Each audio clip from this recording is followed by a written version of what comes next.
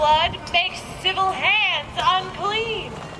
From forth the fatal loins of these two foes, a pair of star-crossed lovers take their life, whose misadventure, piteous, doth overthrows with their death, bury their parents' strife. The fearful passage of their death-march love, and continuance of their parents' rage, which but their children's end not could remove, is now the 2 hours traffic of our stage. The which, if you with patient ears attend, what here shall miss, our toil shall strive to mend.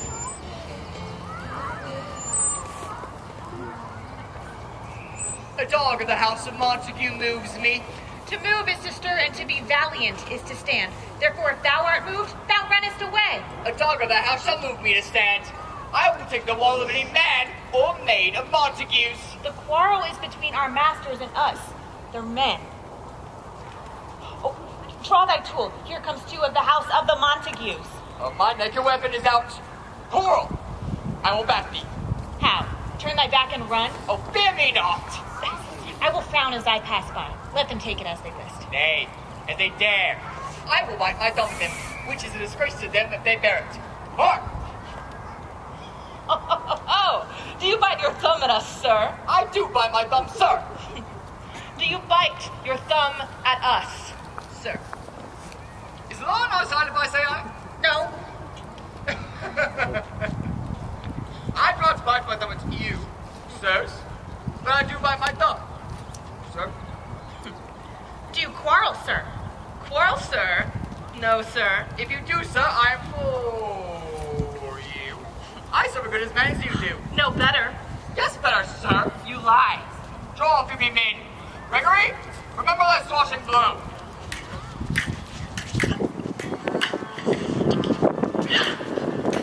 Hark, fools! Put up thy swords. You know not what you do. What, art thou drawn among these heartless hinds? Turn thee, Benvolio. Look upon thy dead. I do but keep the peace. Put up your sword or manage it to part these men with me. What, drawn and talk of peace? I hate the word, as I hate hell, all Montagues, and thee. Have at thee, coward.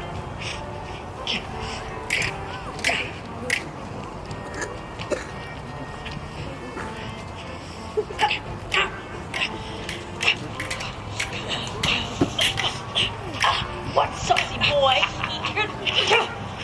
What noise is this? Give me my longsword. Ho! A crutch. A crutch. Why call you for a sword? My sword, I say. Old Montague has come and flourishes his blade in spite of me. Down, villain, Capulet! Hold me now. Let me go. Give me my sword. Stop! What's this evil? Rebellious subjects! Enemies to peace! Profaners of this neighbor state steel! Will they not hear?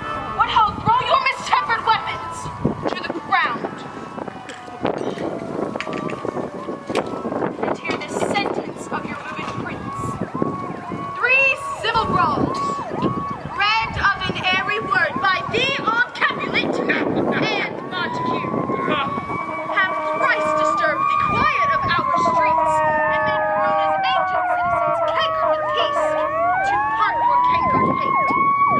If you ever disturb our streets again, your lives shall pay the price of peace. At this time, all men depart. You, Capulet, shall go along with me. And Montague, come you this afternoon. Once more, on pain of death, all men depart.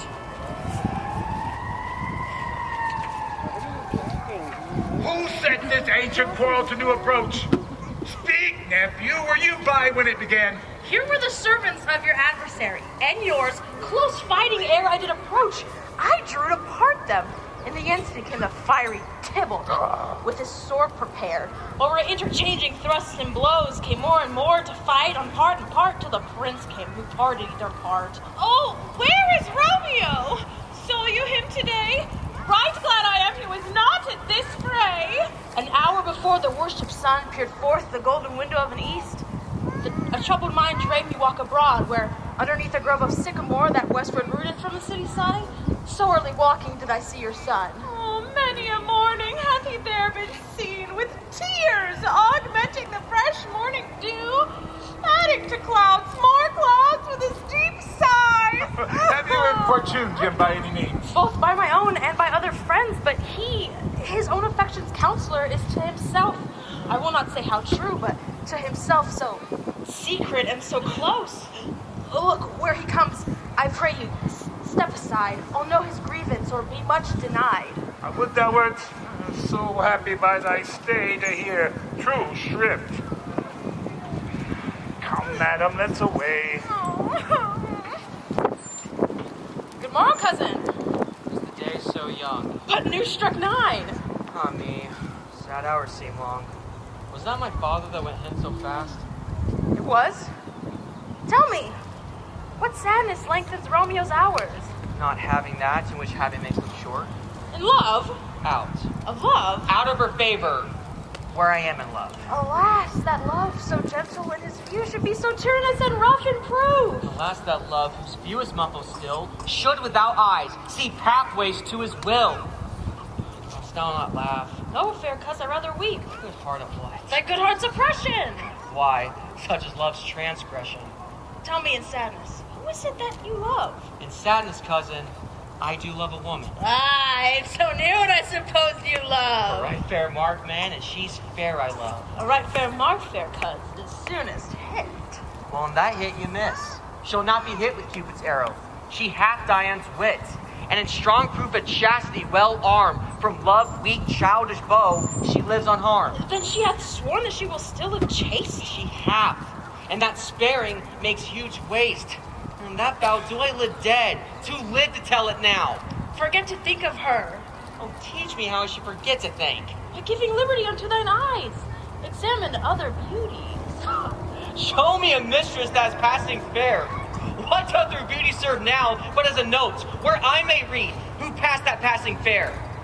Farewell, thou canst not teach me to forget. I'll pay that doctrine or else die in debt.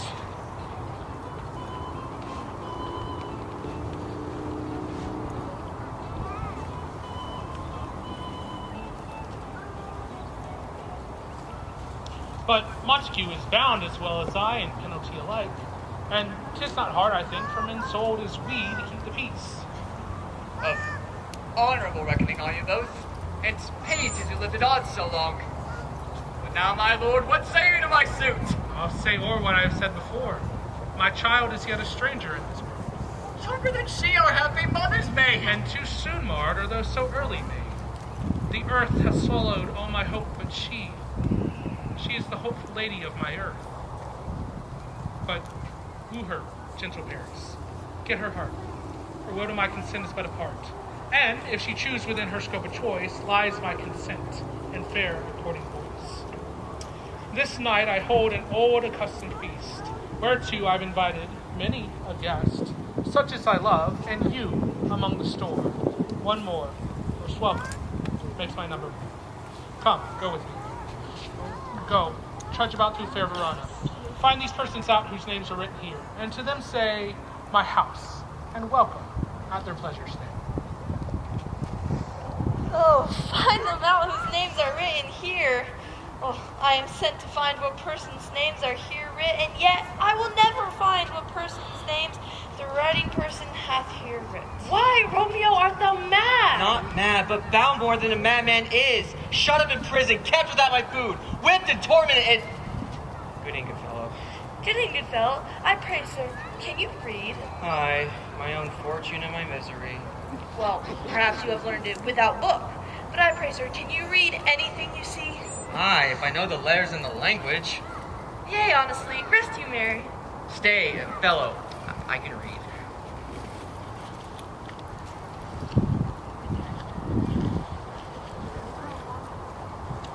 Signor Martino and his wife and daughters. Count Anselm, his beauteous sisters. Mercutio, my uncle Capulet, his wife and daughters. My fair niece, Rosaline. A fair assembly. Whither should they come? Up, Oh, whither? to supper, to our house. But whose house?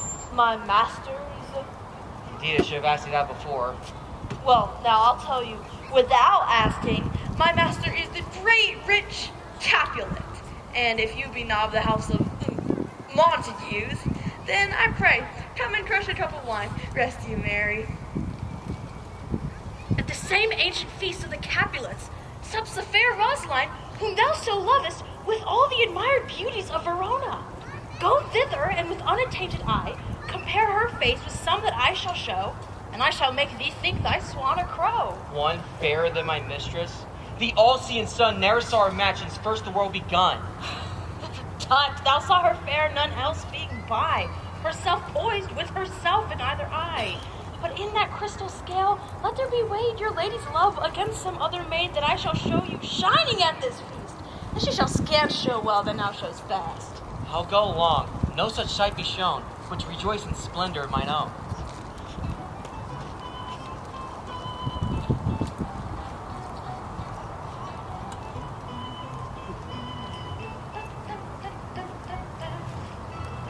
Nurse, where's my daughter? Call her forth to me. Juliet! How now? Who called? Your mother. Madam, I am here. What is your will? This is the matter. Nurse, thou knowst my daughter is of a pretty age. Faith, I can tell her age unto an hour. Come Lamasif at night shall she be 14? That she shall. Marry, I remember it well. 'Tis 11 years now since the earthquake, and she was weaned of all the days of the year upon that day, for I had then lain wormwood to my breast. And since that time it is 11 years. For then she could stand alone, nay, by the rood, she could have run and waddled all about, for even the day before she fell and broke her brow. And then my husband, God be with his soul, he was a merry man, took up the child. Yea, quoth he, dost thou fall upon thy face? Thou wilt fall backwards when thou hast more wit, wilt thou not, Jewel? And by my holy dame, the pretty wretch left crying and said, I, to see how such a jest shall come about, I warrant, and I should live 1,000 years, I shall never forget it. Wilt thou not, Jewel? It stinted and said I. Enough of this, I pray thee. Hold thy peace. Yes, madam. I could not choose but laugh. Wilt thou not, Jewel? It stinted and said I.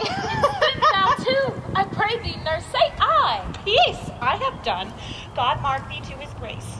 Thou was the prettiest babe that e'er I nursed, and should I live to see thee married once, I have my wish. Mary, that Mary is the very theme I came to talk of.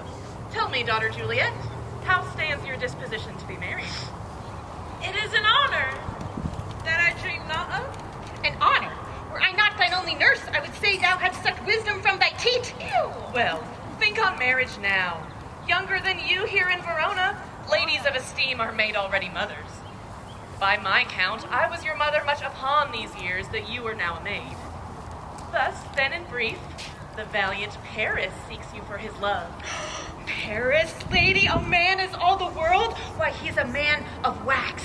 Verona summer hath not such a flower. Nay, a flower, in faith, a very flower. What say you? Can you love the gentleman?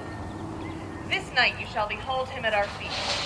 Read o'er the volume of young Ferris's face, and find delight writ there with beauty's pen. Examine every married lineament, so shall you share all that he doth possess. By having him, making yourself no less. No less? Nay, bigger. Women grow by men. Speak briefly. Can you like of Paris's love? I look to like, if looking like you move, but no more deep will I endart mine eye. The your consent gives strength to make it fly. Madam, I hence to wait. Yes, sir, come, I beseech you. Follow straight. We follow thee. Juliet, the Count stays. Go, girl. Seek happy nights to happy days.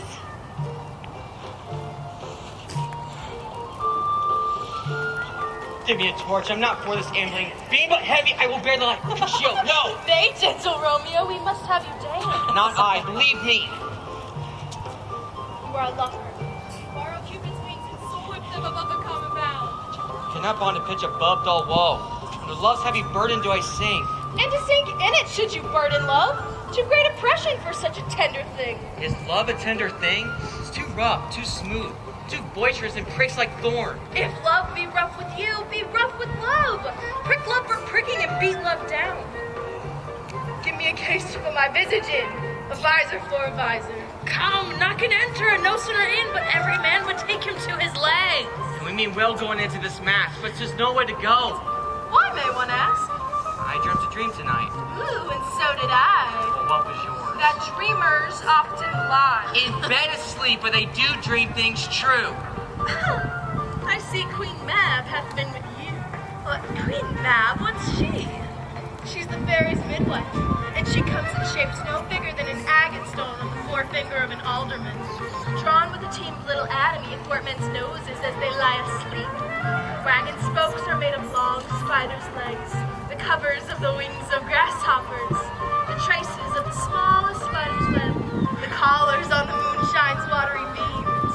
The wagon ears a small gray-coated gnat, not so big as a round little worm, pricked from the lacy finger of a maid.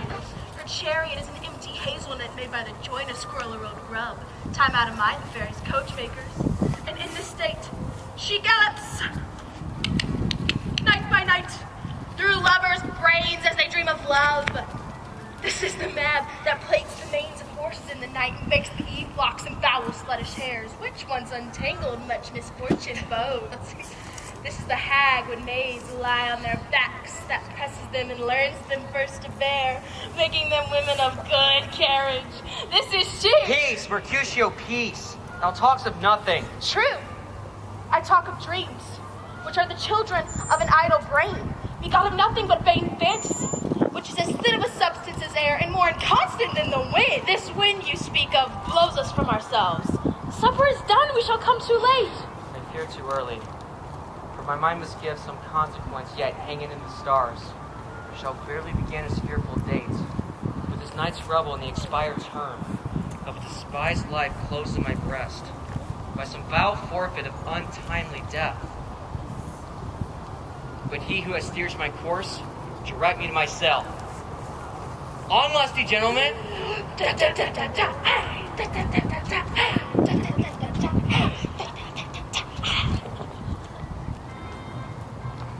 When good manners shall lie all in one or two men's hands, away with the joint stool, remove the court cupboard, look to the plate. Good thou save me a piece of March Payne. You are looked for and called for, asked for and sought for in the great chamber. We cannot be here and there too. Cheerly, boys, be brisk a while. And the longer liver take all here at the Capulet's ball.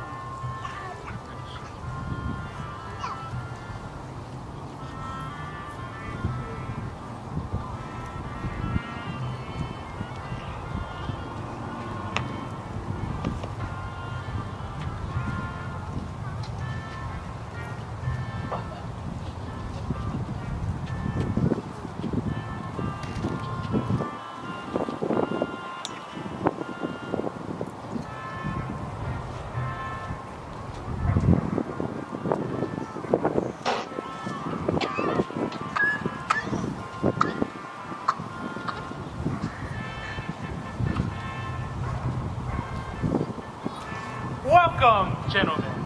Ladies that have their toes unplugged with corns will have a bout with you. Aha, my mistresses. Which of you will now decide to dance? She that makes dainty, she, I'll swear, hath corns. Am I come near you now? You are welcome, gentlemen. Come, musicians, play. A hall, give room, and footing girl.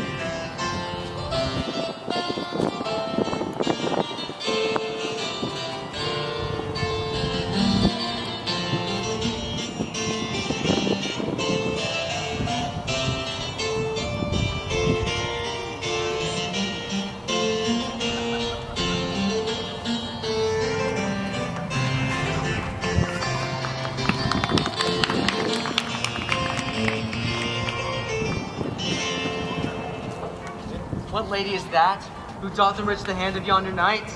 Why, I know not, sir. Oh, she doth teach the torches to burn bright. It seems she hangs upon a cheek of night, like a rich jewel in Ethiopia's ear. Beauty too rich to usurp, for earth too dear. Did my heart not love till now? Forswear sight, for I ne'er saw true beauty until this night. This by his voice should be a Montague. Fetch me my rapier, boy. What dares the slave come hither covered with an antic face to fleer and scorn at our solemnity? Now by the stock and honor of my kin, to strike him dead, I hold it not a sin. Why, how now, kinsman? Wherefore storm you so? Uncle, this is a Montague, our foe, a villain that is hither come in spite to fleer and scorn at our solemnity this night. Young Romeo, is it? 'Tis he, that villain Romeo. Content thee, gentle coz. Let him alone. Take no note of him. It is my will, the which if thou respect, show a fair face and put off these frowns and ill-beseeming semblance of a feast. It fits when such a villain is a guest. I'll not endure him. He shall be endured. What good man, boy? I say he shall. Go to. Am I the master here or you? Why, uncle, 'tis a shame. Go to! Go to. You are a saucy boy, so indeed.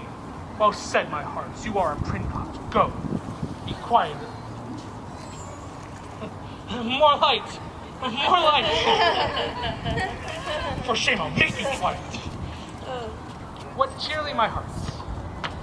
Patience perforce with willful choler meeting makes my flesh tremble in their different greetings. I will withdraw, but this intrusion shall now, seeming sweet, convert to bitter gall.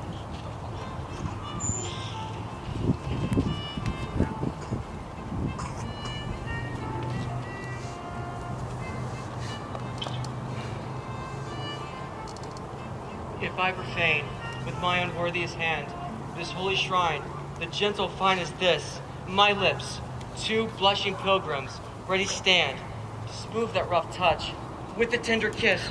Good pilgrim, you do wrong your hand too much. Which mannerly devotion shows in this? For saints have hands that pilgrims' hands do touch, and palm to palm is holy palmer's kiss. Have not say lips and holy palmers too? Aye, pilgrim, lips that they must use in prayer. Dear saint, let lips do what hands do. They pray, grant thou, lest faith turn to despair. Saints do not move, though grants for prayer's sake. Then move not, when my prayer's effect I take. Thus from my lips, by yours, my sin is purged.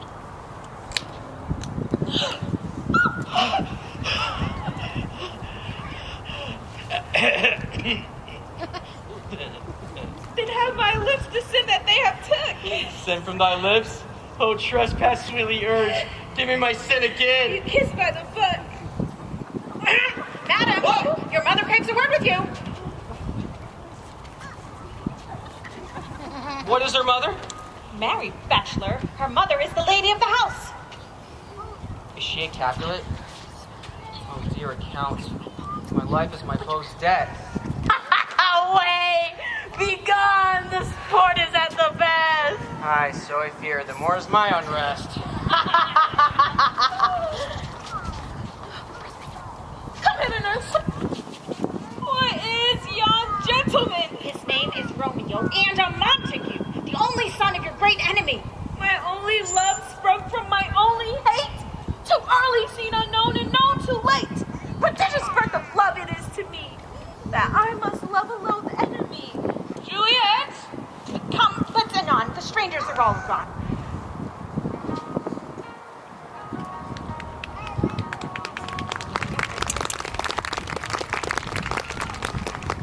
Now, old desire doth in his deathbed lie, and young affection gapes to be his heir. That fair for which love groaned for and would die, with tender Juliet matched is now not fair. Now Romeo is beloved and loves again, alike bewitched by the charm of looks. But to his foes supposed he must complain, and she steals love's sweet bait from fearful hooks. Being held a foe, he may not have access to breathe such vows as lovers used to swear. And she, as much in love, her means much less to meet her new beloved anywhere. But passion lends them power, time means to meet, tempering extremities with extreme sweet.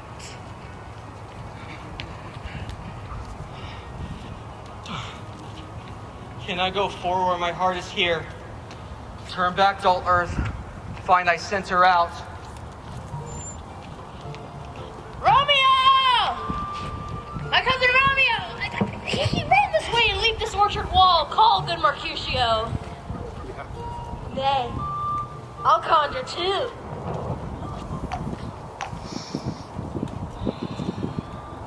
Romeo! Humors! Madman! Passion! Lover! Appear now in the likeness of a sigh.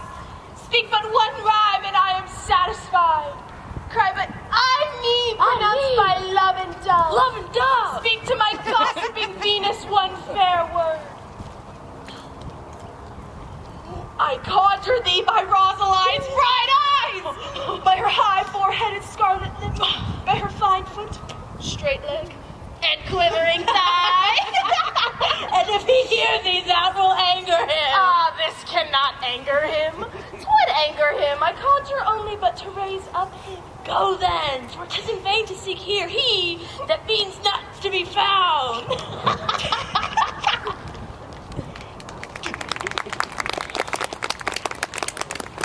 He jests at scars that never felt a wound. But soft, a light through yonder window breaks. It is the east, and Juliet is the... Oh, it is my lady! Oh, it is my love. Oh, if she knew she were. She speaks, yet says nothing. What of that? Two of the fair stars in all the heaven, having some business to entreat her eye, to twinkle in their sphere till they return. See how she leans her cheek upon her hand. Wilt not be forsworn my love, and I'll no longer be a Capulet. Shall I hear more, or shall I speak of this? 'Tis but thy name that is my enemy. Thou art thyself, though not a Montague. What's Montague? Oh, be some other name. What's in a name? That of which we call a rose by any other name would smell as sweet. So Romeo would, were he not Romeo called, retain that dear perfection which he owes without that title. Romeo doth thy name, and for that name which is no part of thee, take on myself. I take thee at thy word. Call me but love, and I'll be anew baptized. Henceforth, I will never be Romeo. What man art thou that thus bescreeked in night, so stumblest on my counsel? By a name, I know not how to tell thee who I am. My name, dear saint, is hateful to myself, because it is an enemy to thee. Had I written, I tear the word. My ears have not yet drunk 100 words of that tongue's utterance, yet I know the sound. Art thou not Romeo and a Montague? Neither, fair saint. If either thee dislike. How camest thou hither? Tell me, and wherefore? The orchard walls are high and hard to climb, and the place death considering who thou art, if any of my kinsmen find thee here. With love's light wings do I o'erperch these walls, for stony limits cannot hold love out, and what love can do that dare love's attempt. Therefore thy kinsmen are no let to me. If they do see thee, they will murder thee. By whose direction founded thou out this place? By love, who first did prompt me to inquire. He lent me counsel, and I lent him eyes. I'm no pilot, yet were thou as far as that vast shore watch with the furthest sea, I'd adventure for such merchandise. Thou knowest the mask of night is on my face. Else would a maiden's blush bepaint my cheek? For that which thou hast heard me speak tonight, fain would I dwell on form, fain deny what I have spoke. But farewell, compliment. Dost thou love me? Oh, Romeo, thou dost love. Pronounce it faithfully. Or, if thou thinkest I am too quickly won, I'll frown and be perverse and say thee nay, so thou wilt woo, but else not for the world. In truth, fair Montague, I am too fond, and therefore thou mayest think my behavior light. I should have been more strange, I must confess, but that thou overheardest ere I was aware my true love's passion. Therefore, pardon me, and not impute this yielding to light love, which the dark night hath discovered. Lady, by yonder blessed moon, I swear. Oh, swear not by the moon. The inconstant moon that monthly changes in her circled orbs, least that thy love prove likewise variable. What shall I swear by? Do not swear at all.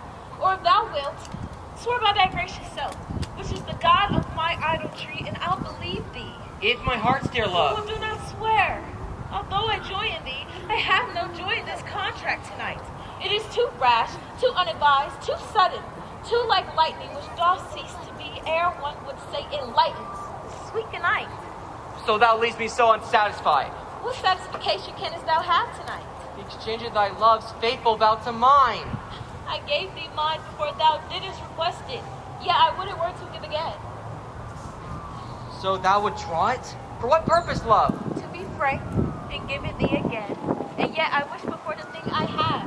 My bounty is as boundless as the sea, my love as deep. The more I give to thee, the more I have for both are infinite. Juliet! Dear love, I hear some noise within. Anon, good nurse! Sweet Montague, be true. Stay but a little, I will come again. Oh, blessed night, I am afeard. Being a knight, this is all but a dream. Too flatteringly sweet to be substantial. Dear Romeo, 3 words and good night indeed. If that thy bent of love be honorable, thy purpose marriage, send me word tomorrow. By one that I'll procure to come to thee, where and what time thou wilt perform the rite. And all my fortunes at thy foot I'll lay, and follow thee, my lord, throughout the world. Madam! I come anon! But if thou meanest not well, I do beseech thee. Madam! By and by I come! To seek thy sins, to lead me to thy grief, tomorrow will I send. So thrive my soul. 1,000 times good night! 1,000 times the worse to want thy light. Love goes toward love, a schoolboy from their books. But love comes from love toward school with heavy looks. Romeo! Romeo! My dear? At what o'clock tomorrow shall I send to thee? By the hour of 9. I will not fail. 'Tis 20 years till then. I have forgot why I did taught thee that. Well, let me stand here until thou remember it. I shall forget to have thee still stand there, remembering how I love thy company. And I'll still stand here to have you still forgetting any other home but this. 'Tis almost morning. Good night, good night. Parting is such sweet sorrow that I shall say good night till it be morrow. Sleep dwell upon thine eye, peace in my breast. Where would it sleep in peace? So sweet to rest!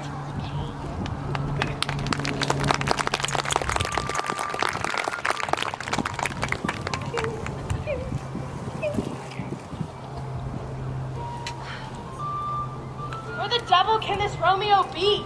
Can he not home tonight? Not to his father's. I spoke with his man. It's that same pale, hard-hearted wench, that Rosaline. She torments him so that he will sure run mad.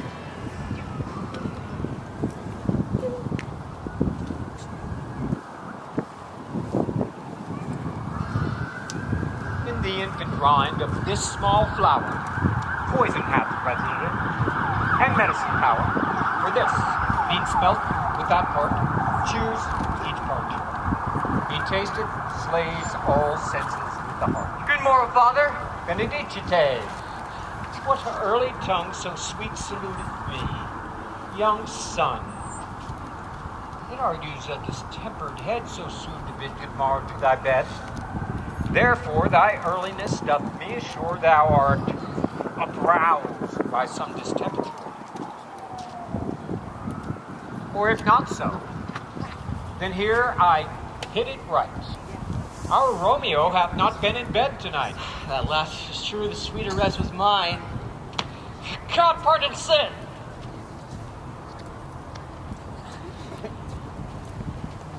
Wast thou with Rosaline? With Rosaline, my ghostly father. No, I forgot that name, and that name's Woe! That's my good son. But where hast thou been then? I'll tell thee, ere thou ask me it again. I've been feasting with mine enemy, where on a sudden one hath wounded me. Be plain, good son, and homely in thy drift. Riddling confession finds but riddling shrift. Then plainly know that my heart's dear love is set on the fair daughter of rich Capulet. As hers on mine, mine is set on her, and all combined, save thou what must be combined, by holy marriage.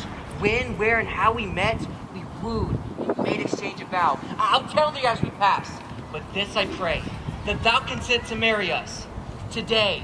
Holy St. Francis! Oh, what a change is here.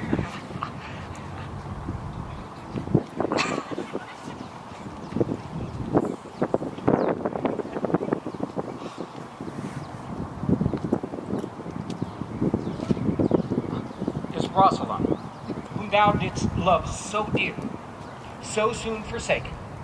Thou chidest me off for loving Rosaline. For doting, not for loving, pupil mine. I pray thee chide not. She who I love now doth grace for grace and love for love allow. The other did not so. Oh, she knew well thy love did read by rote and could not spell.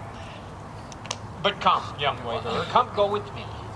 In one respect, I'll thy assistant be. For this alliance may so happy prove to turn your household's rancor to pure love. Let us hence! I stand on sudden haste! Wisely and slow.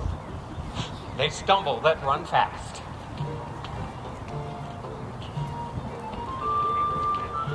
Tybalt, the kinsman of old Capulet, hath sent a letter to his father's house. A challenge? On my life, Romeo shall answer it. Alas, poor Romeo is already dead, stabbed with a white wench's black eye, shot through the ear with a love song, the very pain of his heart cleft with a blind bow boy's butt shaft. And is he man enough to encounter Tybalt? Why? What is Tybalt? Oh, more than a prince of cats, I can tell you. Oh, he is the courageous captain of compliments. He fights as you sing prick song. Here comes Romeo. Here comes Romeo! Oh, Senor Romeo, bonjour! There's a French salutation to your French slop. You gave us the counterfeit fairly last night. Huh? More to you both, and what counterfeit did I give you? The slip, sir, the slip. Well, can you not conceive? Well, pardon, good Mercutio, but my business was great. And in such a case as mine, a man may stray courtesy. And in such a case as yours, it constrains a man to bow in the hand. Meaning curtsy. Oh, thou hast most kindly hit it. Such a courageous exposition. Hey, I'm the very pink of courtesy. Pink for a flower? Right. Well then, well, my pump is wildflower. Oh, whoa! Is this not better than groaning for love? Now art thou sociable. Now art thou Romeo. Now art thou what thou art. Thy art is as well by nature. For this dribbling love is like a great natural that runs lolling up and down to hide its bauble in a hole. Oh, Stop there! Stop there! Thou desirest me to stop in my tail against the hair? I would have else made thy tail large. Oh, thou art deceived. For I would have made it short. It has come to hold depth of my tail. well, here's goodly gear. A sail! A sail! Ow, ow, ow! God ye good morrow, gentlemen. God ye good den, fair gentlewoman. Is it good den? 'Tis no less, I say, for the body hand of the dial is upon the prick of noon. Out upon you! What a man are you? One gentlewoman who God hath made himself to mar. By my troth, it is well said, for himself to mar. Gentlemen, can any of you tell me where I may find the young Romeo? I can tell you, though young Romeo will be older when you found him than when you sought him. I'm the youngest of that name, for fault or worse. If you be he, sir, I desire some confidence with you. Ooh, she will invite him to some supper!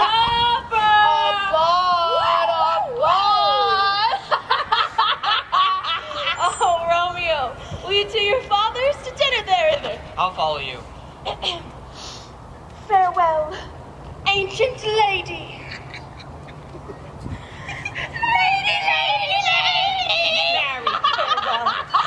Pray you, sir, what saucy merchant was this that is so full of his roguery? A gentleman, nurse, who loves to hear himself speak more than a minute than he would stand in a month. Now, afore God, I am so vexed that every part about me quivers. Scurvy knave!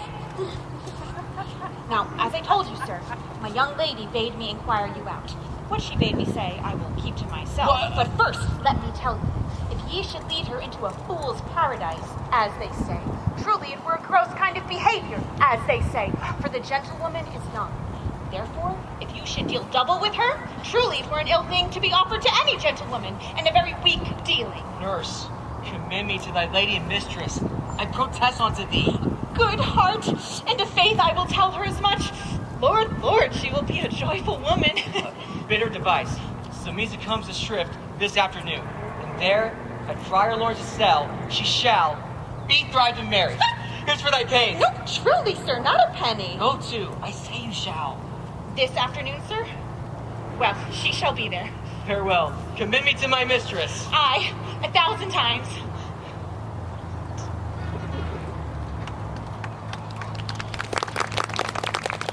The clock struck 9 when I did send the nurse.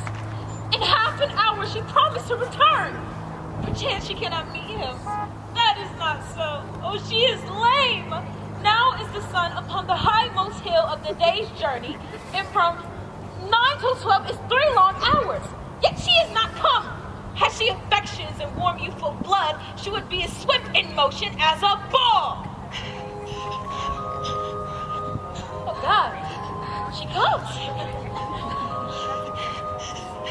Oh, honey nurse, what news? Hast thou met with him? Now, big sweet nurse. Oh Lord, why lookest thou sad? Though news be sad, yet tell them merrily. If good, thou shamest the music of sweet news by playing it to me with so sour a face. I am a-weary. Leave me be a while. Can you not see that I am out of breath? How art thou out of breath when thou hast breath to say to me that thou art out of breath? The tale thou dost make in this delay is longer than the tale thou dost excuse. Is it good or bad? Answer to that. Say either and then stay the circumstance. Let me be satisfied. Is it good or bad? Well, you have made a simple choice. You know not how to choose a man.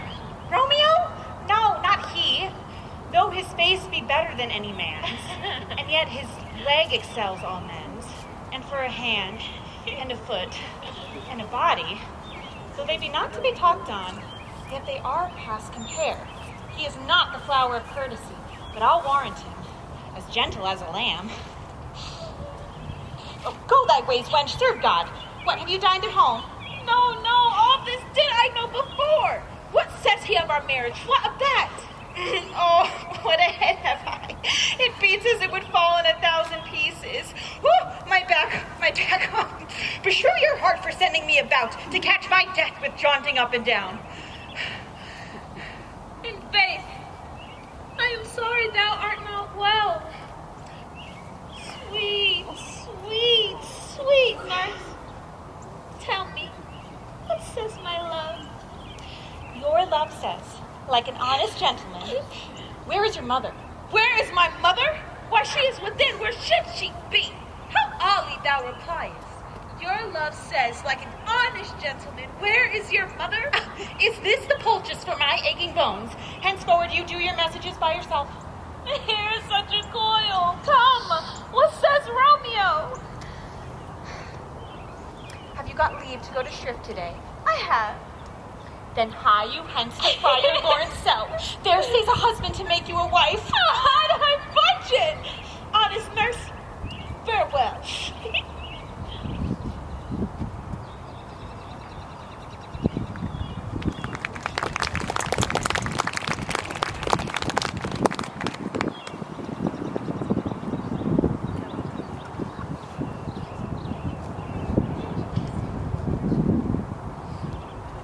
So smile the heavens upon this holy act, that after hours with sorrow chide us not. Amen, amen. Come what sorrow can. It cannot counterview the exchange of joy that one short minute gives me in her sight. Do thou but close her hands with holy words, and love devouring death, do what he dares. It is enough I may, but call her mine. Here comes the lady. Good evening to my ghostly confessor. Romeo shall thank thee, daughter, for us both. As much to him, else is his thanks too much. Juliet, if the measure of thy joy be heat like mine, and that thy skill be enough to blazon it, sweeten with thy breath this neighbor air, and let the rich music tongue unfold the imagined happiness that both receive in either in this dear encounter. Conceit, more rich in matter than in words, brags of substance, not of ornament. They are but beggars that can count their worth. But my true love, grown in such such excess. I cannot sum up half my will. Come and we will make short work, for by your leave, you shall not stay alone till Holy Church incorporate two in one.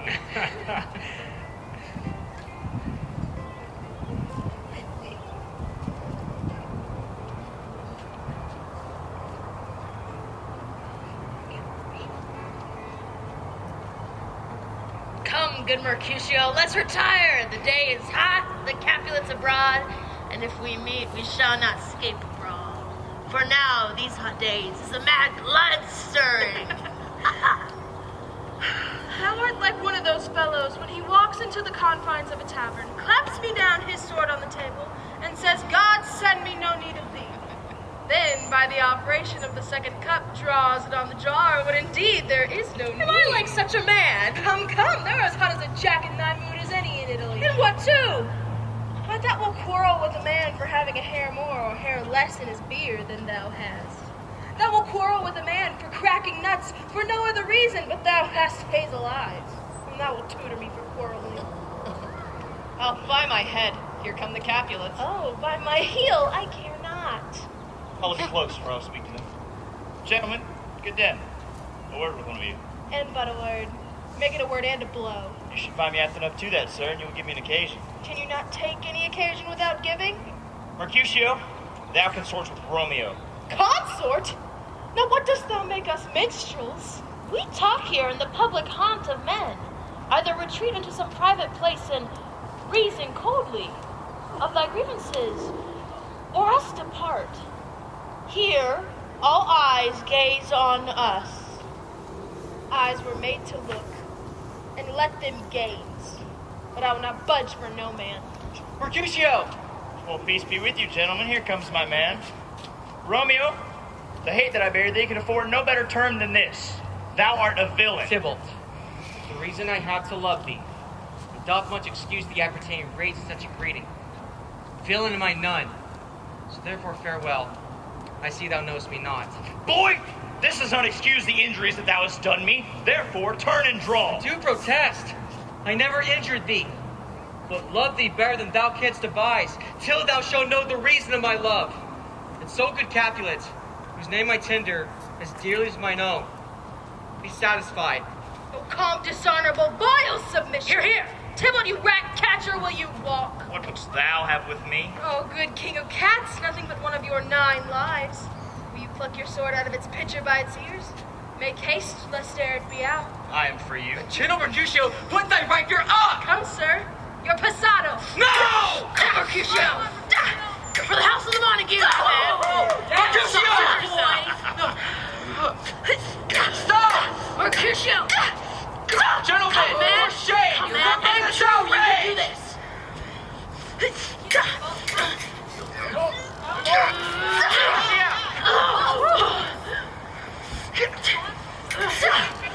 Oh, Tybalt! Good Mercutio! I'm hurt. Oh, is he gone and hath nothing? I am sped. What? Art thou hurt? I scratch. 'Tis enough. Courage, man, the hurt can't be much. No, nor so deep as a well, or so wide as a church door, but 'tis enough. 'Twill serve. Ask for me tomorrow, and you shall find me a grave man. Why, the devil came you between us. I was hurt under your arm. I thought all for the best! Fenful, you help me into some house, or I shall faint. Oh, plague on both your houses. This gentleman, the prince's dear ally, my very friend, doth God's mortal hurl on this behalf. My reputation strained with Tybalt's slander. Tybalt thou an hour hath been my kinsman.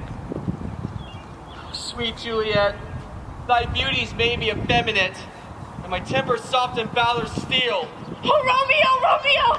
Great Mercutio's dead! This day's black fate, and more days doth depend. This but begins the woe, others must end! Now, Tybalt! Take the villain back again, for the late house escapes me. For Mercutio's soul is but little way above our heads. Stay for thine, to keep him company. Either thou, or I, or both must go with him. Thou wretched boy that didst consort him here shalt with him hence. This shall determine that.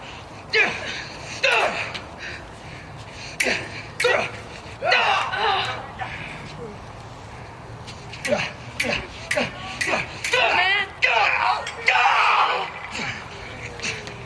Oh, Romeo! Away! Begone! Stand not amazed! The prince will doom thee death if thou art taken! Away! Begone! Unfortune's fall! Why dost thou stay? Where are the vile beginners of this fray? Oh, noble prince, I can discover all the unlucky manage of this fatal brawl. Here lies the man slain by young Romeo, that slew thy kinsman, good Mercutio. No, Tybalt, my cousin! No, my brother's child! Oh, my dear kinsman, friend, husband, cousin. Oh, the blood is spilled. Prince, as thou art true, for blood of ours, shed blood of Montague. Benvolio, who began this bloody fray? He is a kinsman to the Montague. Affection makes him false. He speaks not true. I beg for justice, which thou, prince, must give. Romeo slew Tybalt. Romeo must not live. Romeo slew him! He slew Mercutio, which the price of his dear blood doth owe. Not Romeo, Prince. He was Mercutio's friend. His fault concludes what the law should end, the life of Tybalt. And for that offense, immediately we do exile him hence. Let Romeo hence in haste. Where he has found, his hour will be his last. Bear hence this body and attend our will. Mercy but murders, pardoning those that kills.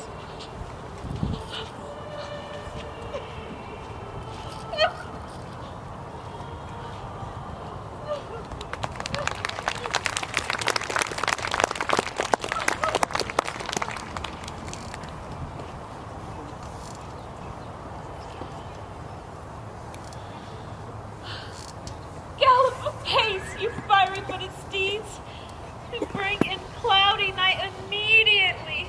Spread that come, civil knight, thou sober-suited matron, all in black, and learn me how to lose a winning match, played for a pair of stainless maidenhoods. Come, knight, come, Romeo, come thou day and night. Come, loving, black-browed knight, give me my Romeo. And when he shall die, take him and cut him out in little stars, and he will make the face of heaven so fine that all the world would be in love with night and pay no worship to the garish sun.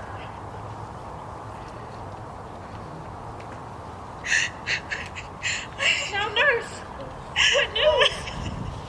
Alack the day, he's dead. He's dead, he's dead. We are undone, lady, we are undone. Can heaven be so envious? Heaven cannot, though Romeo can. Oh, Romeo, Romeo! Whoever would have seen it, Romeo! What devil art thou that dost torment me thus? This torture should be roared in dismal hell. Hath Romeo slain himself? I saw the wound. I saw it with mine eyes. God save the mark here on his manly breast. Oh, Tybalt, courteous gentleman, the best friend I had, that I should ever live to see thee dead. Tybalt is gone and Romeo banished. Romeo that killed him, he is banished. Oh God, did Romeo hand shed Tybalt's blood? It did. Alack the day it did. Oh, nature, what hadst thou to do in hell when thou didst bower a spirit of a fiend? An immoral paradise of such sweet flesh. Was ever book containing such vile matter so fairly bound? Oh, that deceived to dwell in such a gorgeous palace. These griefs, these woes, these sorrows make me old. Shame come to Romeo! Blessed be thy tongue for such a wish! Do you speak well of him who killed your cousin? Shall I speak ill of him that is my husband? My husband lives, that Tybalt would have slain, and Tybalt is dead that would have slain my husband. Oh, this is comfort, wherefore weep I then. Romeo is banishing. That one word banishing has slain 10,000 Tybalts. Tybalt's death was woe enough if it had ended there. Romeo is banishing. Speak that word. His father, mother, Tybalt, Romeo, Juliet, all slain, all dead. Romeo is banishing. There is no end, no limit, measure bound to that word's death. No words cannot well sound.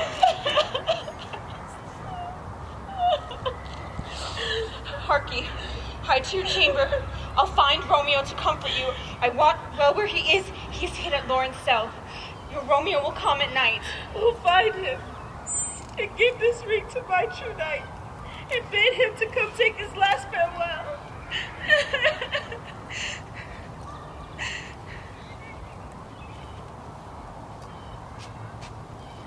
Romeo, come forth. Come forth, thou fearful man. Father, what news? Hence from Verona art thou banished. Be patient, for the world is broad and wide. There is no war without Verona walls. Oh, this is dear mercy, and thou seest it not. This is torture and not mercy. Heaven is here where Juliet lives. Thou dear fond man, hear me but speak a word. I'll speak again in banishment. Oh, then I see that madmen have no ears. How should they when the wise man has no eyes? Let me dispute with thee of thy estate. Thou cannot speak of that, thou dost not feel. Wert thou as young as I, Juliet thy love, an hour but married, Tybalt murdered, doting like me, and like me banished, then thou might speak, then thou might tear thy hair, and fall upon the crown as I do now, taking a measurement unpaid grave. Arise! What knocks? Good Romeo, hide thyself. Who knocks so loud? Whence come you? What is your will? I come from Lady Juliet. Let me in and you shall know my errand. Welcome then. Oh, Friar, oh, holy Friar, where is my lady's lord? Where is Romeo? Speak thou, Juliet. How is it with her? Does she not think of me as an old murderer? Where is she? How does she? She says nothing, sir, but weeps and weeps, and falls down on her bed, and on Tybalt calls, and then on Romeo cries, and falls down again. Isn't that name shot in the deadly level of a gun did murder her? As if that name's cursed hand has murdered her kinsman. Tell me, Friar, tell me, what vile part of this inanimate doth my name lodge? Tell me that I may sack the hateful man. Hold thy desperate hand! Art thou a man? I thought thy disposition better tempered. Hast thou slain Tybalt? Wilt thou slay thyself, and thou dismembered with thine own defense? What rouse up, man? Thy Juliet is alive, for whose dear sake thou was but lately dead. There art thou happy. Tybalt would kill thee, but thou hast slain Tybalt. There art thou happy too. The law that threatened death becomes thy friend and turns it to exile. Go. Get thee to thy love, as was decreed. Ascend her chamber and comfort her. But look, thou stay not till the watch be set, for then thou canst not pass to Mantua, where thou shalt live till we can find a time to blaze your marriage, reconcile your friends, beg pardon of the prince, and call thee home. Nurse, go before. Commend me to thy lady, and bid her hasten the whole house to bed, as heavy sorrow makes them apt unto. Romeo is coming. Oh, lord, I could have stayed here all the night to hear such good counsel. Oh, what learning is. My lord, I will tell my lady you will come. Do so, and bid my sweet prepare to chide. A ring, sir. She bade me give you, sir. Hark ye, hasten. It grows late. I want my comfort is revived by this. Go hence. Good night. Give me that hand. 'Tis late. Farewell. Buona notte. But thou, joy past joy, comes on to me. It would grieve so great to part with thee.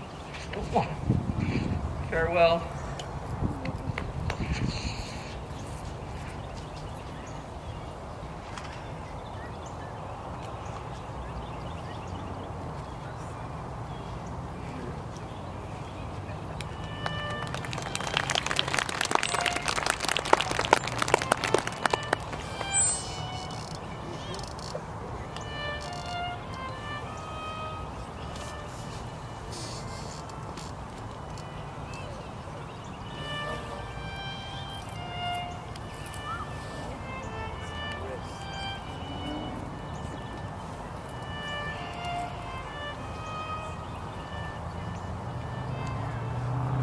Things have fallen out so unlucky. We have had no time to move our daughter.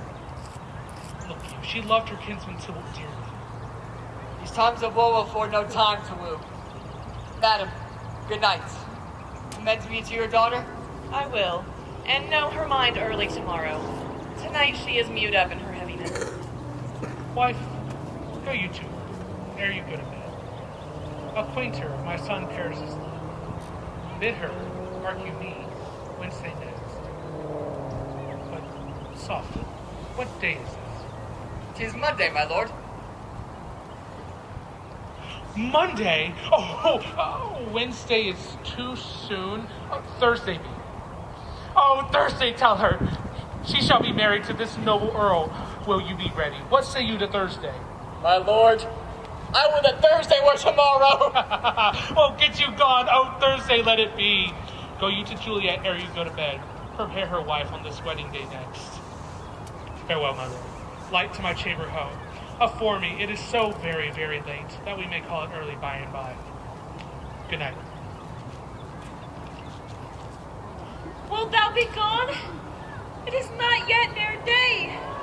It was the nightingale and not the lark that pierced the fearful hollow of thine ear. Nightly she sings on yon pomegranate tree. Believe me, love, it was the nightingale. It was the lark, the herald of the morn. No nightingale. Look, love, night candles are burnt out, and jocund day stands tiptoe in the misty mountain tops. We must be gone and live, or stay and die. Yon light is not daylight. I know it. It is some meteor that the sun exhales to be to thee this night a torchbearer, and light thee on thy way to Mantua. Therefore, stay yet. Thou needest not to be gone. Let me be taken. Let me be put to death. I'm content that thou have it so. I have more care to stay than will to go. Well, come, death, and welcome! Juliet wills it so. How's my soul? Let's talk. It's not yet day. It is. I had to be gone away. Madam, your lady mother is awake. Be wary. Look about. The window. Let day in. Let life out. Farewell. Farewell. One kiss, and I'll descend.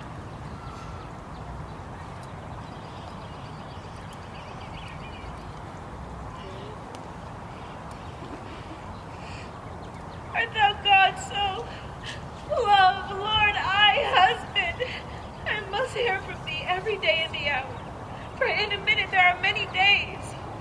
Oh, by this count I shall be much years, ere I again behold my Romeo. Farewell. Farewell. I'll omit no opportunity that may convey thy greetings love to thee. But thinkest thou we shall ever meet again? I doubt it not. For all these wells shall serve sweet discourses in our time to come. Adieu. Adieu.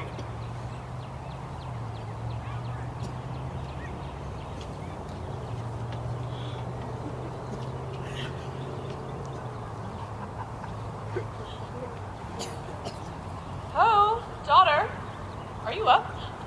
Who is it that calls? Why, how now, Juliet? Madam, I am not well. Evermore weeping for your cousin's death? What, wilt thou wash him from his grave with tears? Yet let me weep for such a filly loss. Well, girl, thou weeps not so much for his death as the villain lives which slaughtered him. What villain, madam? That same villain, Romeo. Indeed.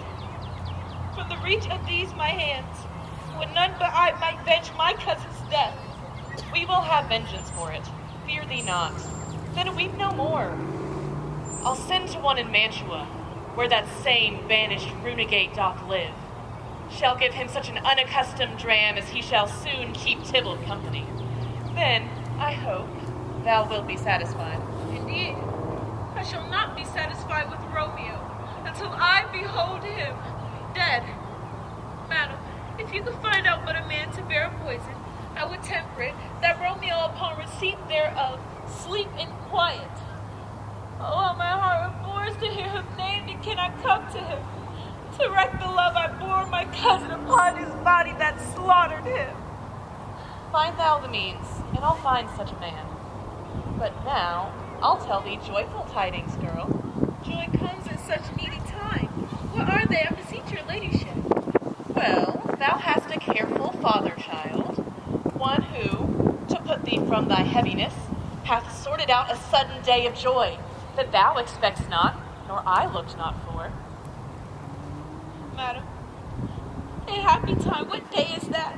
Marry, my child, early next Thursday morn, the gallant, young, and noble gentleman, the Count Paris, at St. Peter's Church, shall happily make thee there a joyful bride. At St. Peter's Church in Peter too? He shall not make me there a joyful bride. I wonder at this haste that I must wed, ere he that should be husband come to woo. I pray you, tell my lord and father I will not marry yet, and when I do, it shall be with Romeo, whom you know I hate rather than Paris. These are news indeed. Child. How now, wife? Have you delivered to her our decree? Aye, sir, but she will none. She gives you thanks. I would the fool were married to her grave. Soft. Take me with you. Take me with you, wife. How will she know? Does she not give us thanks? Is she not proud? Does she not count her blessed? Unworthy is she that we have wrought such a worthy gentleman to be her bridegroom. Not proud you have, but thankful that you have. Proud can I never be of what I hate, but thankful for hate that is meant love. How now? How now? Chop logic! What is this? Proud, and I thank you, and I thank you not, and not proud. O minion mistress you, thank me no thankings, nor proud me no prouds, but fettle your fine joints gainst Thursday next, to go with Paris to St. Peter's Church, or I will drag thee on a hurdle thither. Fie! What, are you mad? Good father, I beseech you on my knees, hear me with patience, but to speak a word. Hang thee, young baggage, disobedient wretch. Hear this. Get thee to church, O Thursday, or never after look me in the face. Speak not. Reply not. Do not answer me. My fingers itch. Shut your heaven, master! You are wrong, my lord, to rate yourself. And why, my lady wisdom? Hold thy tongue. Good prudence, smatter with your gossips. Go. I speak no treason. Haste, you mumbling fool! Utter a gravity or a gossip's bowl, for here we need it not. You are too hot. Thursday is near. Lay hand on heart, advise. And you, be mine, I'll give you to my friend. And you be not. Hang, beg, starve, die in the streets. For by my soul I'll ne'er acknowledge thee, nor what is mine shall never do thee good. Trust to it.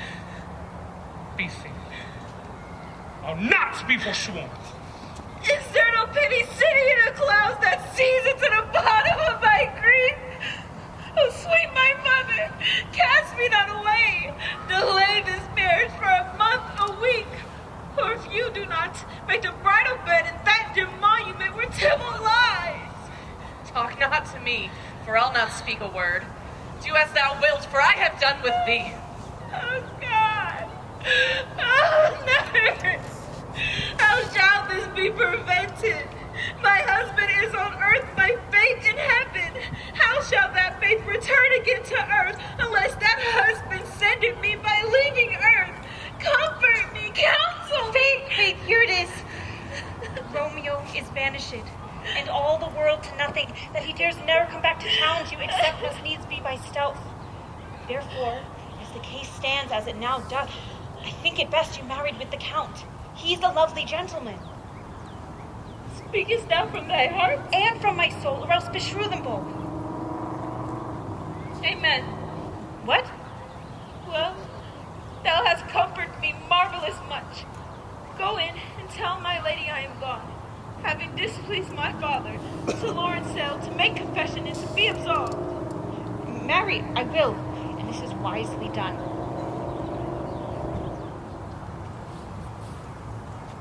Ancient damnation! Most wicked fiend! How to the Friar so to know his remedy? If all else fail, myself have power to die!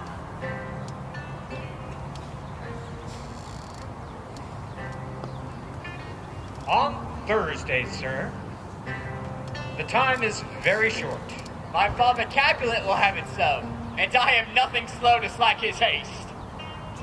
You say you do not know the lady's mind. Uneven is the course. I like it not.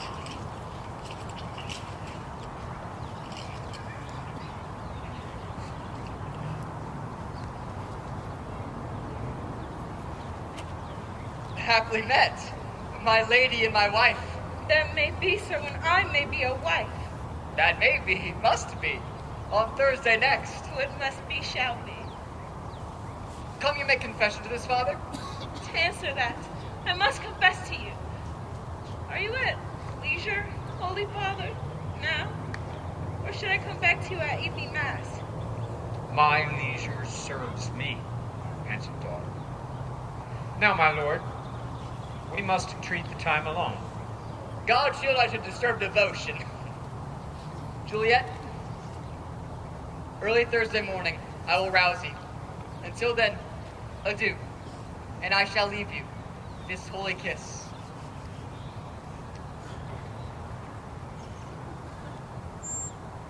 Oh, shut the door! And when thou hast done so, come weep with me past hope, past cure, past help. Ah, Juliet, I already know thy grief. It strains me past the compass of my wits. Tell me, Friar, tell me how this may be prevented. If in thy wisdom thou canst give no help, do thou but call my resolution wise. And with this knife, I'll help it presently. Hold, daughter. I do spy a kind of hope, which craves as desperate an execution as that is desperate which we would prevent. But if, rather than to marry Paris, thou hast the strength of will to slay thyself, then is it likely thou wilt undertake a thing like death to chide away the shame? Oh, bid me leave rather than marry Paris. Go into a new made grave and hide me with a dead man in his shroud. Things to hear them told have made me tremble, and I would do it without fear or doubt, to live an unstained wife to my sweet love. Oh, daughter. Go home. Be merry. Give consent to marry Paris. Wednesday is tomorrow. Tomorrow night, look that thou lie alone. Take thou this vial and this distilled liquor.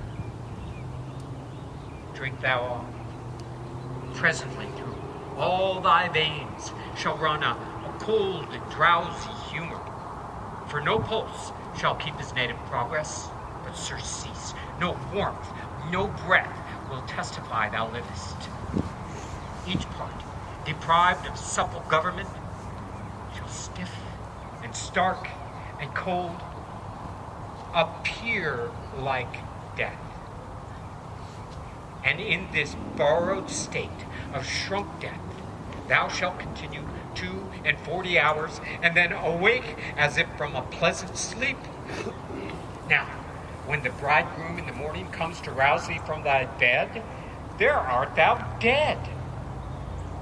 Thou wilt be born to that same ancient vault where all the kindred of the Capulets lie. Now in the meantime, against thou shalt awake, shall Romeo by my letters know our drift, and hither shall he come, and he and I will watch thy waking, and that very night shall Romeo bear thee hence to Mantua. Give me, give me! Go, get you gone. Be strong and prosperous in this resolve. Love, give me strength. His strength shall help afford. Farewell, dear father.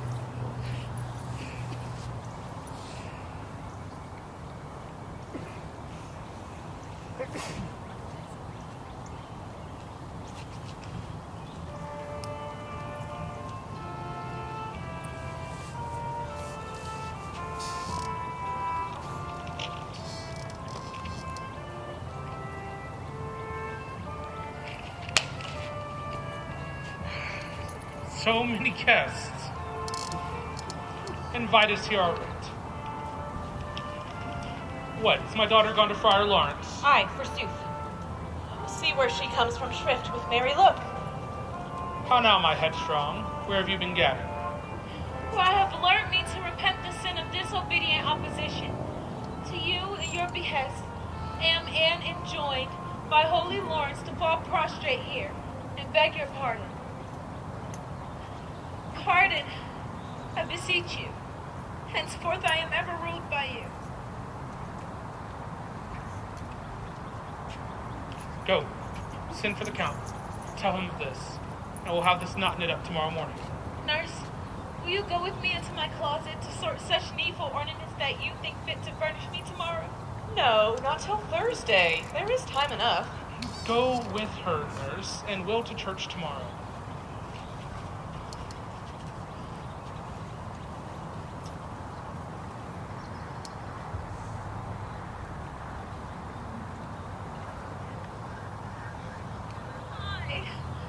Those attires are best, but, gentle nurse, I pray thee, let me now be left alone. For I have need of many arisings to move the heavens upon my state, which, well, thou knowest is cross and full of sin. What? Are you busy? Oh, need you my help? No, madam. We have told such necessaries as are behoveful for our state tomorrow. So please you, let me be left alone tonight, and let the nurse sit up with you, for I am sure you have your hands full all in this so sudden business. Good night. Get thee to bed and rest, for thou hast need. Farewell. God knows when we shall meet again.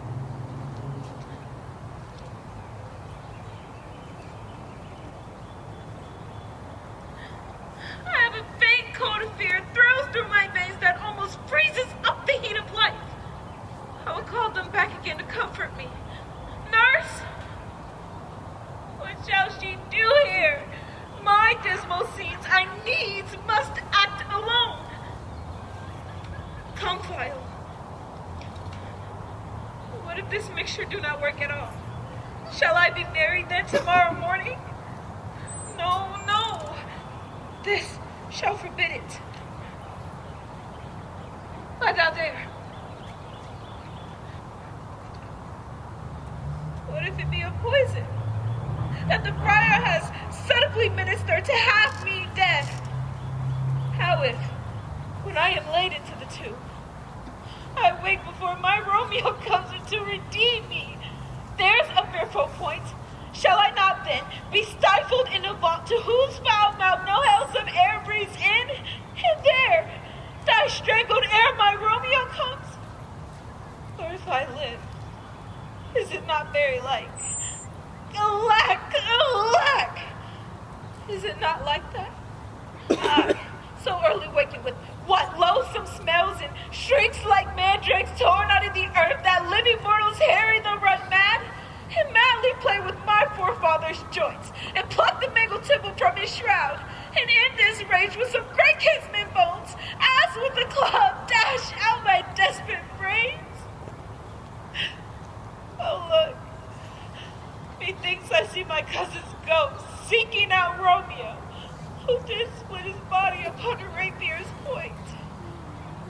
Stay, Tybalt, stay! Romeo, I come. This do I drink to thee.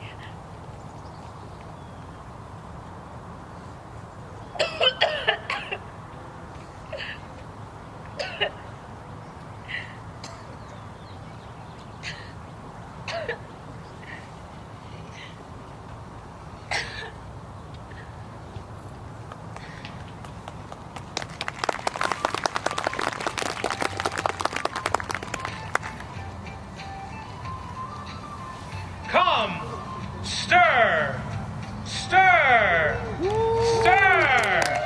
The second clock hath thrown, the curfew bell hath rung. 'Tis 3 o'clock. Look to the baked meats, good Angelica. Spare not for the cost. Now, fellow, what is there? Things for the cook, sir, but I know not what. Oh, make haste, fetch dryer logs. Call Peter, he will show thee where they are.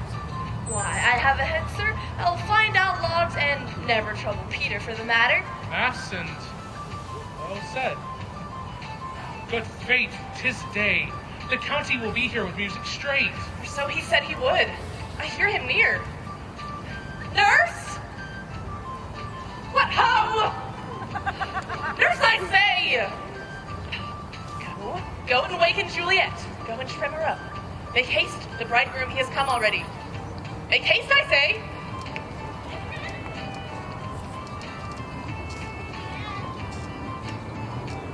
Fast, I warrant her she. Why, lady, why, lamb. Why, you slug of bed.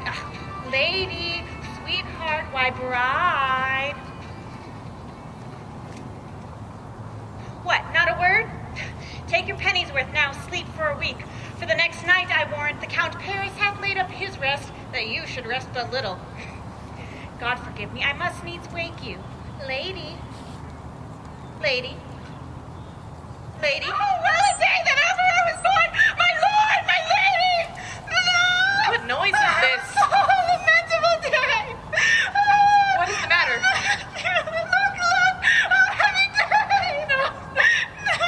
Oh, me, my child! My only life! Revive! Wake up or I shall die with thee! Help! Help! Help! For shame, bring Juliet forth, her lord is come. She's dead! She's dead! Alack the day! Back the day, she's dead! She's dead! She's dead! Let me see her.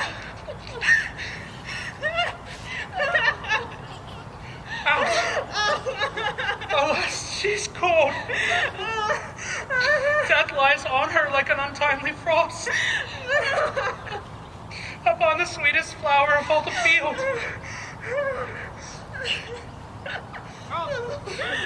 Bride ready to go to church. Ready to go, but never to return.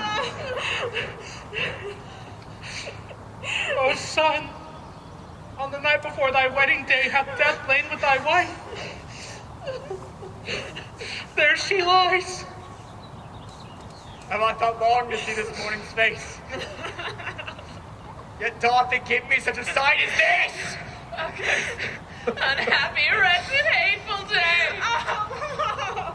Peace. Hope. For shame. Confusion's cure lives not in these confusions. Heaven and yourselves had part in this fair maid. Now heaven hath all, and all the better it is for the maid. In her best array, bear her to church. For though fond nature bids us and lament, yet nature's tears are reason's merriment.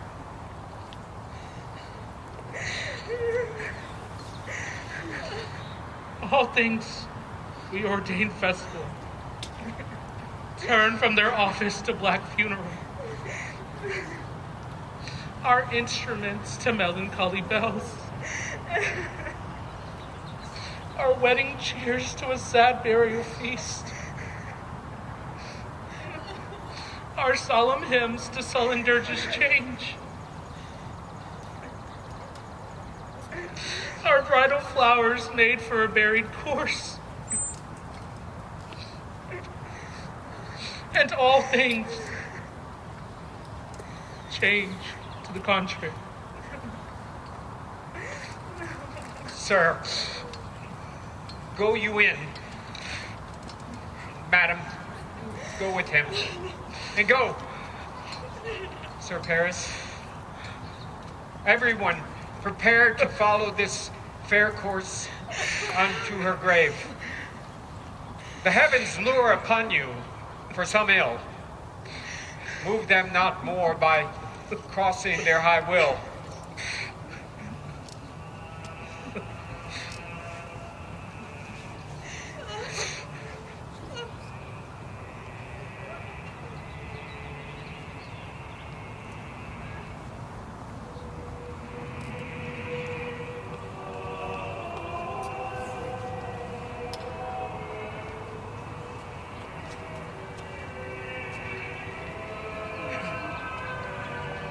My lady came and found me dead. A strange dream that gives a dead man leave to think that I breathed such a life with kisses on my lips, that I revived and was an emperor. Ah, me, how sweet itself is love possessed, when both and love's shadows are so rich in joy. But news from Verona! How now, Balthazar? Dost thou not bring me letters from the friar? How is my lady? Is my father well? How fares my Juliet? That I ask again, for nothing can be ill if she be well. And she is well, and nothing can be ill. Her body sleeps in Capel's monument, and her immortal part with angels lives. I saw her laid low, in her kindred's vault. Is it even so?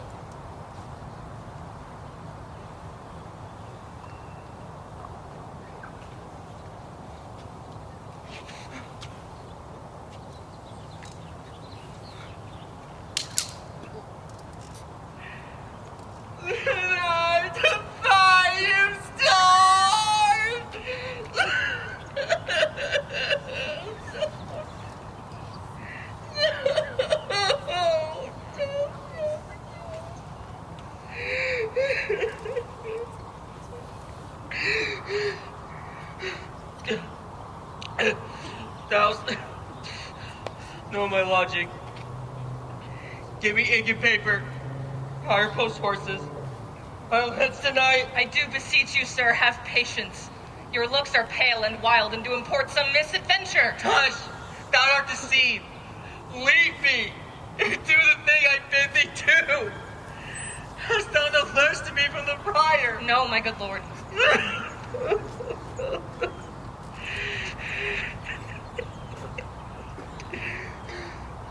No matter. Get thee God.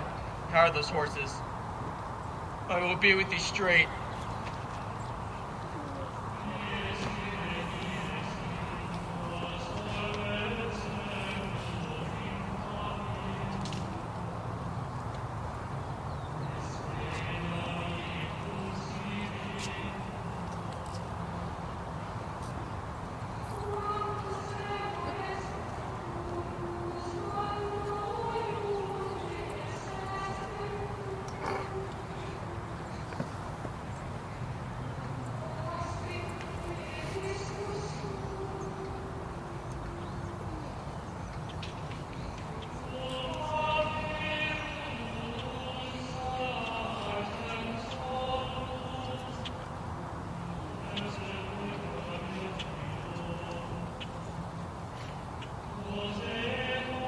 Welcome from Mantua.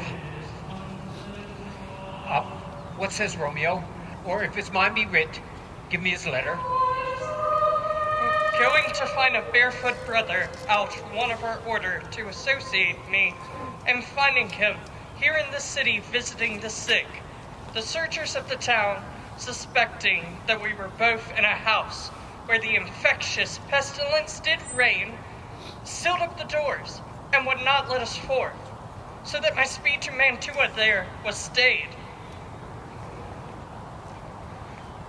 Who bear my the letter then to Romeo? I cannot send it, here it is again, nor get a messenger to bring it thee, so fearful they were of infection. The letter was not nice, but full of charge of dear import.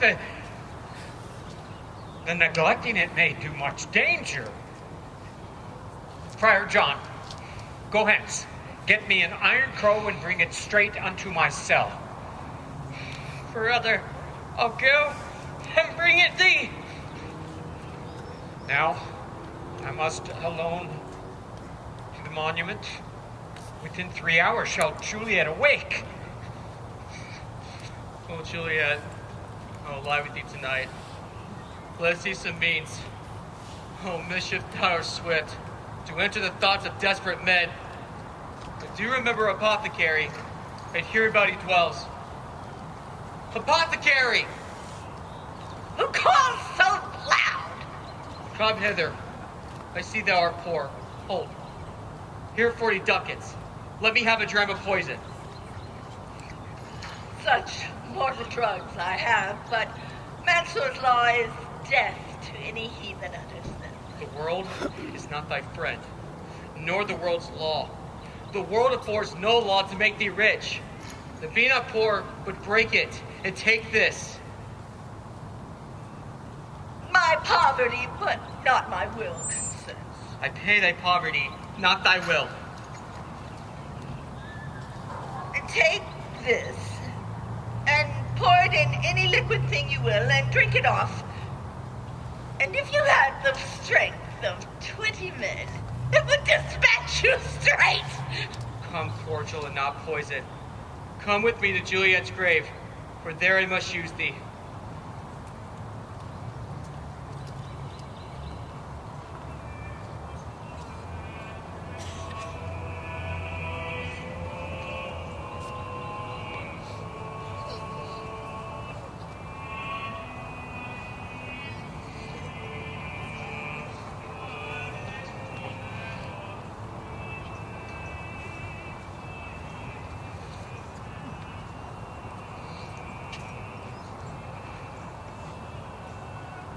Prithee, give me thy torch.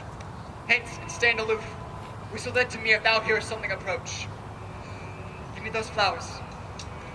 Do as I bid thee. Go. I am almost afraid to stand alone here in the churchyard, but I will adventure.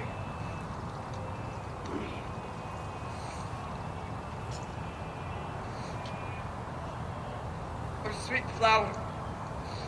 With flowers thy bridal bed I strew. Oh, whoa! Thy canopy is dust and stones, which, with sweet water nightly, I will do. My page whispers to me that thou hearest something approach. But what cursed foot wanders this way tonight?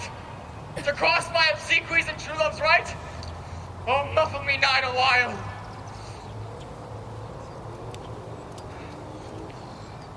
Hold.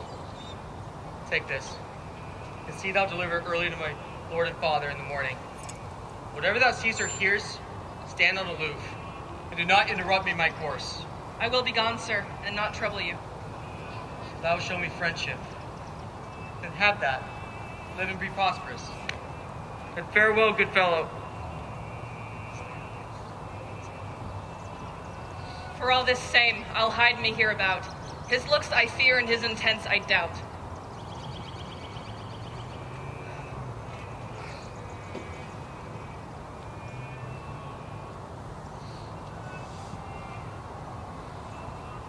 Stop this unhallowed toil, my Montague! Can vengeance be pursued beyond death? Condemned villain, I do apprehend thee.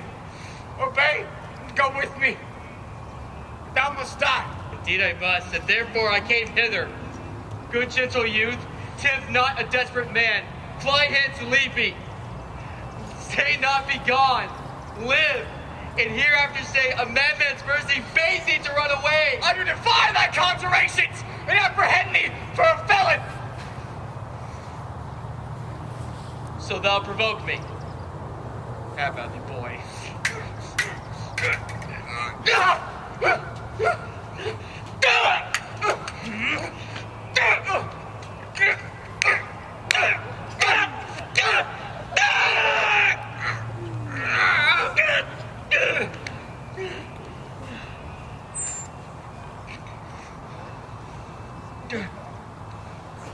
Let me peruse his face. Mercutio's kinsman, noble Count Paris. I'll bury thee in triumphant grave.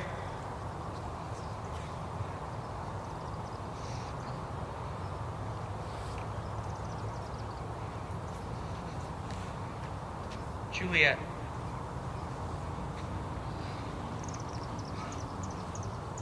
Why art thou yet so fair? I'll stay with thee. Never, in this palace of dim night, part again. Here will I remain. With worms that are thy chamber's maids. Here will I set up my everlasting rest. And shake the yoke of inspicious stars in this world-weary pledge. Eyes, look to your last. Arms, take your last embrace. And lips, oh, hew the doors of breath. Yet seal with the righteous kiss. A dateless bargain to engrossing death. Come, bitter conduct. Come, unsavory guide. Here's to my love.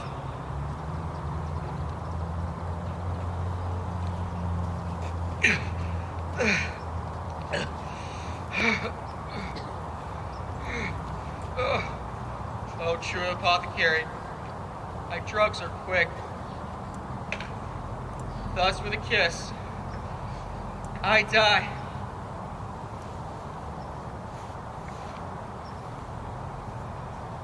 Romeo!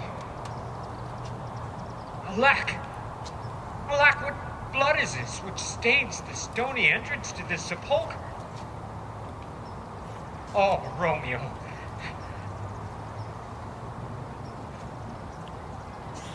Oh, pale. Who else?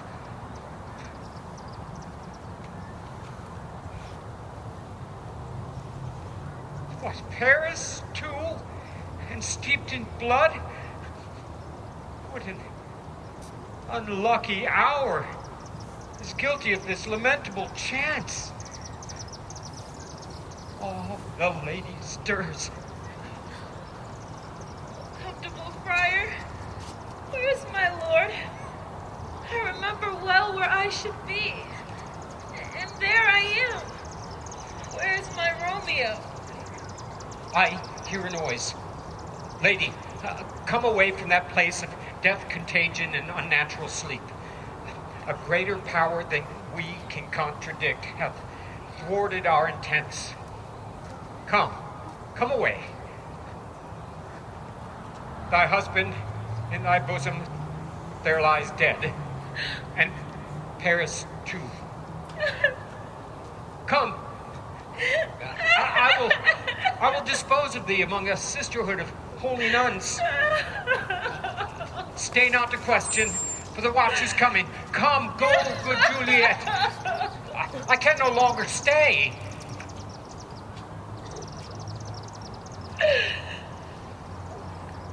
Go get thee hence, for I will not away.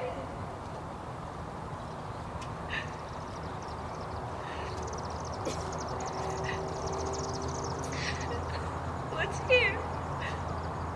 A cup closed in my true love's hand. Poison I see at the minute's timeless end.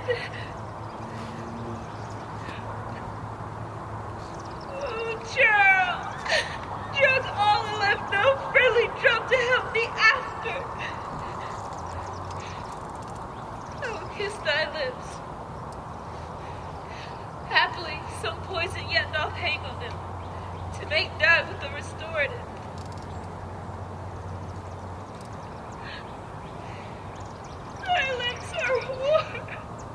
Lead, boy. Which way? Hear noise. Then I'll be brave.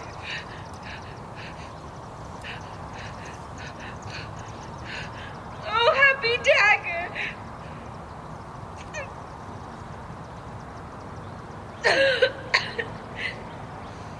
This is thy sheath. There. Rest.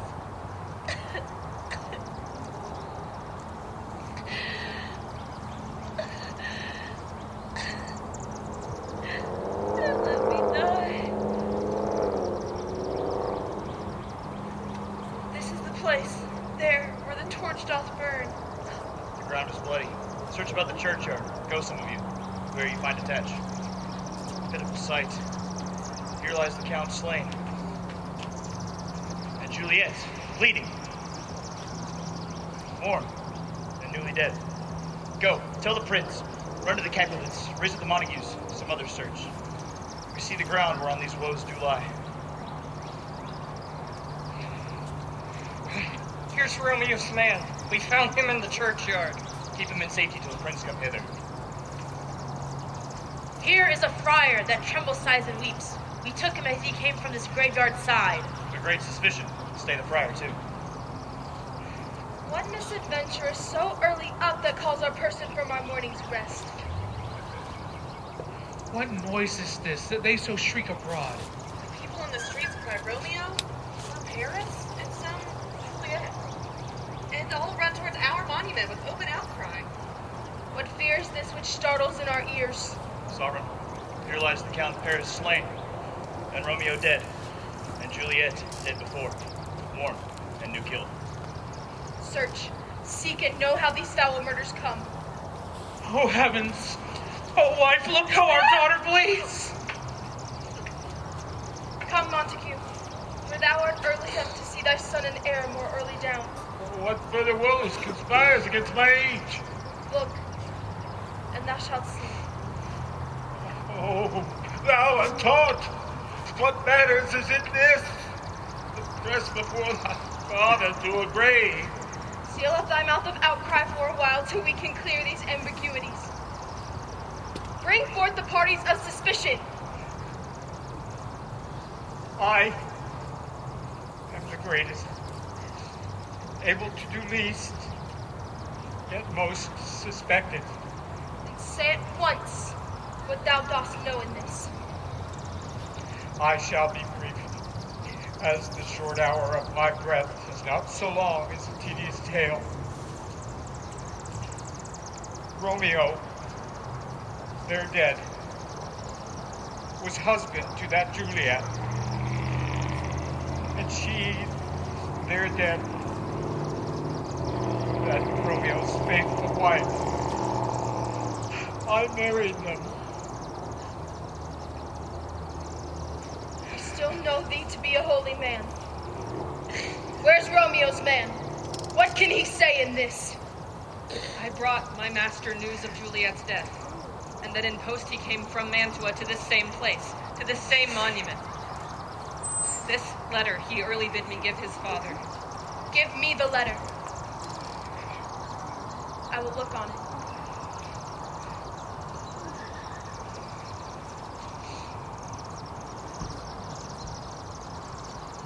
This letter doth make good the friar's words. The course of their love, the tidings of her death. And here he writes that he did buy a poison off a poor apothecary, and therewithal came to this vault, to die and lie with Juliet. Where be these enemies? Capulet, Montague! See what scourge is laid upon your hate, that heaven finds means to kill your joys with love. And I too, for winking at your discords, have lost a brace of kinsmen. All are punished.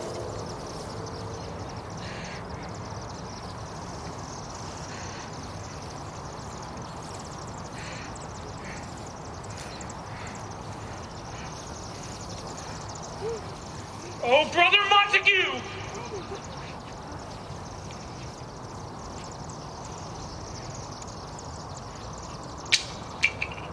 Give me thy hand. This is my daughter's jointure, for no more can I demand. I can give thee more. I will raise her a statue of pure gold, that while Verona by that name is known, there shall no figure of such rate be set as that of the true and faithful Juliet. As rich shall Romeo's by his lady's lie, poor sacrifices of our enmity.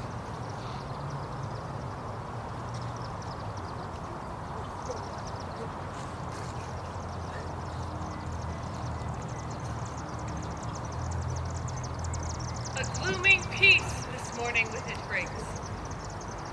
The sun for sorrow will not show his head.